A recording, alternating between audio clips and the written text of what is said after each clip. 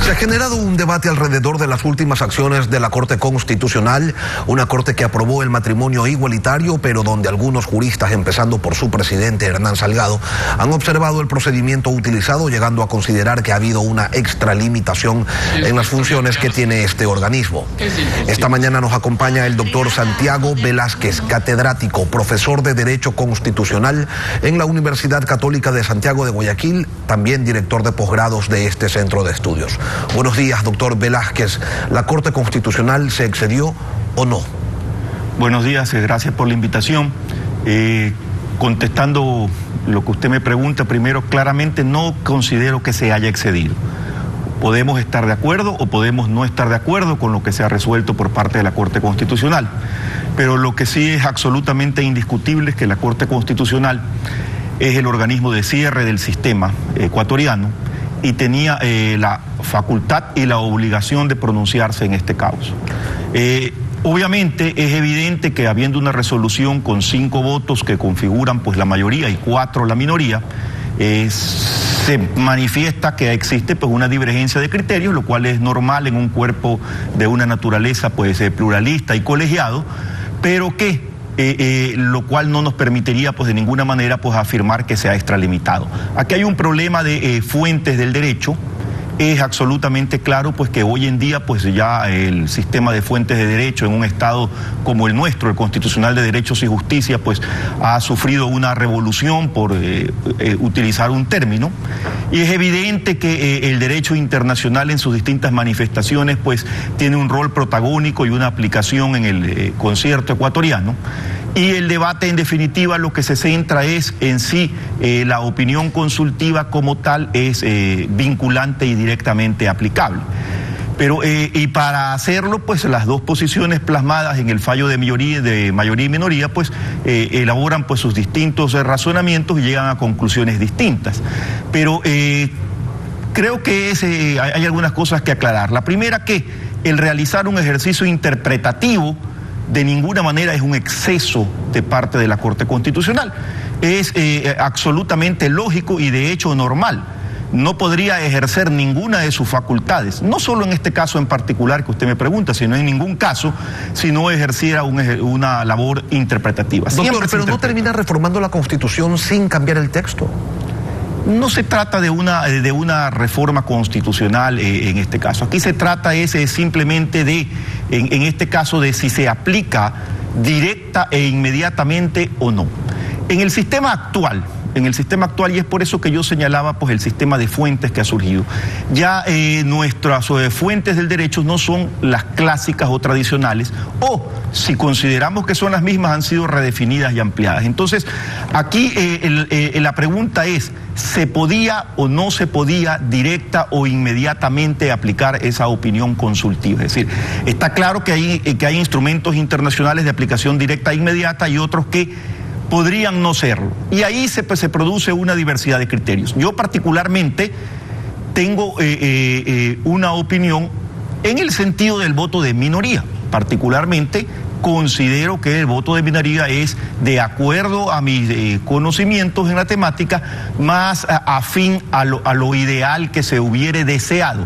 Pero eso no puede de ninguna manera significar o llegar a pensar que de la otra manera pues se haya excedido, se ha ido en una arrogación de funciones. Es simplemente una aplicación distinta o la excogitancia de un método distinto de interpretación. ¿Concuerda usted con el doctor Salgado entonces cuando advertía que los jueces constitucionales no son legisladores y menos aún legisladores constituyentes?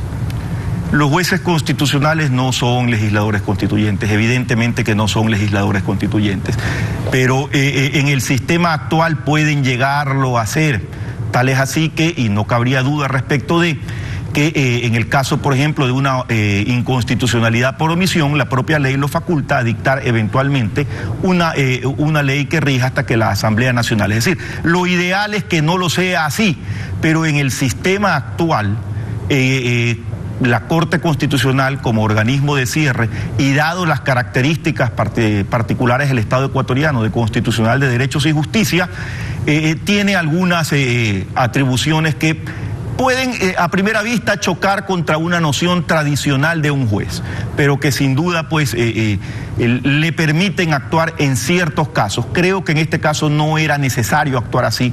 Creo que en este caso la vía hubiera sido, como lo indica el voto de minoría, otra, pero de ninguna manera pues el no concordar exactamente en la vía escogida me permitiría afirmar que se ha extralimitado, y peor aún que ha habido una arrogación de función. Doctor, en otro tema, el Consejo de Participación Ciudadana y Control Social conformó una comisión para la revisión del proceso administrativo de selección y designación de la Corte Constitucional ejecutado por el Consejo de Participación Transitorio. ¿Tiene algún valor esta resolución? Desde mi punto de vista, pues ninguno, ¿no? Me parece simplemente pues que es una equivocación crasa el proceder de esa manera.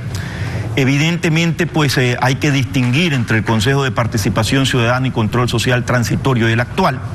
El transitorio tenía ciertas competencias extraordinarias por el carácter de dónde procedía y la misión específica que se le había asignado, que desde luego no las tiene pues este Consejo de Participación Ciudadana, que solo tiene las ordinarias, es decir, aquellas que están previstas taxativamente en la Constitución.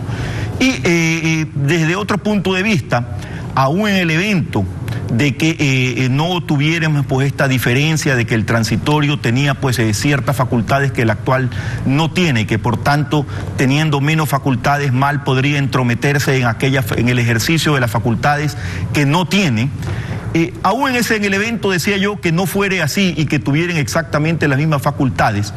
Se trata pues todo este procedimiento de un procedimiento en el cual pues ya se han generado derechos, estamos frente a derechos adquiridos en los procesos de selección y designación, y de tal manera pues ni siquiera a pretexto de la autotutela en derecho administrativo podría esto ser objeto de una eventual revisión por el órgano, el Consejo de Participación Ciudadana y Control Social, en este caso específico, para pronunciarse sobre actos emitidos por el mismo órgano que, si bien es cierto, y reitero, podría considerarse a priori que es el mismo órgano, y en efecto así lo es, no es menos cierto que estamos comparando un Consejo de Participación Ciudadana y Control Social extraordinario versus uno ordinario. Pero el transitorio sí podía nombrar a la nueva Corte Constitucional, porque eso no decía el anexo, ¿no? Hablaba de aquellas instituciones en las que directamente participaba, y en la conformación de la Corte el Consejo de Participación participa pero indirectamente, y con otros organismos, en fin, el mecanismo es distinto. Bueno, sí, pero justamente pues, por aquello es que hablamos de competencias extraordinarias, es decir, sale del marco ordinario y adquirió las que tenía en el esquema normal, como usted bien nos señala, participa en forma indirecta, pero en este esquema extraordinario, además de aquellas atribuciones, tenía ciertas facultades y sobre todo tenía que llegar a cumplir con determinadas finalidades, y evidentemente estaba implícito el hecho de que podía realizarse todo aquello necesario para obtener esa finalidad que le fue encargada. Por eso es que hablamos de competencias extraordinarias. Y así se procedió, y el Consejo hizo bien en acomodar, si cabe el término, entre comillas, sus competencias extraordinarias con lo que señalaba la Constitución, y por eso es que el Consejo integró la comisión que específica en los términos que está previsto en nuestro ordenamiento jurídico para lo que tiene que ver con el proceso de selección y designación de la actual Corte Constitucional. Doctor Santiago Velázquez, catedrático de Derecho Constitucional en la Universidad Católica de Santiago de Guayaquil. Gracias por venir a Contacto Directo. Gracias por la invitación.